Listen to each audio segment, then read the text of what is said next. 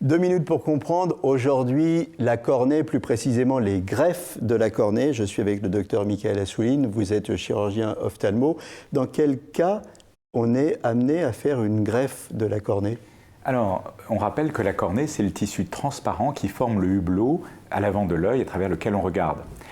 Ce tissu est transparent parce qu'il a des propriétés très particulières sur le plan biologique qui peuvent s'altérer pour différentes raisons. La première cause de greffe de la cornée en France aujourd'hui, ce sont les œdèmes de la cornée qui se développent parce que la couche qui est à l'arrière de cette cornée, qu'on appelle l'endothélium, dégénère, on appelle ça la cornea guttata, et les cellules qui sont chargées de garder la maintenance et la transparence de la cornée ne fonctionnent plus aussi bien qu'avant. Donc aujourd'hui, on est capable de remplacer ces cellules de façon très sélective avec une greffe lamellaire.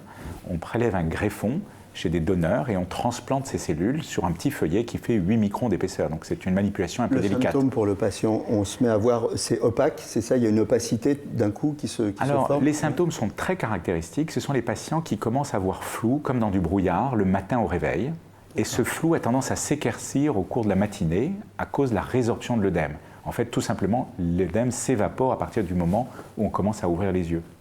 L'œdème s'accumule pendant la nuit parce que les paupières sont fermées. C'est normal quand même au réveil qu'on voit un petit peu flou? Oui, pendant quelques secondes. Pendant quelques mais secondes. Si votre pas vue, pendant 10 minutes, voilà, pas pendant si votre une heure. vue est brouillée pendant 1 heure ou 2, mais qu'elle redevient nette au bout d'1 heure ou 2, c'est que vous avez peut-être un œdème de cornée qui développe. D'accord. Et donc là, dans ces cas-là, on va consulter. On consulte et on greffe. L'autre cause, qui est également fréquente, c'est la déformation de la cornée qu'on appelle le kératocone. Mais aujourd'hui, heureusement, on a beaucoup de techniques conservatrices qui évitent d'avoir recours à la greffe de cornée dans ce cas-là.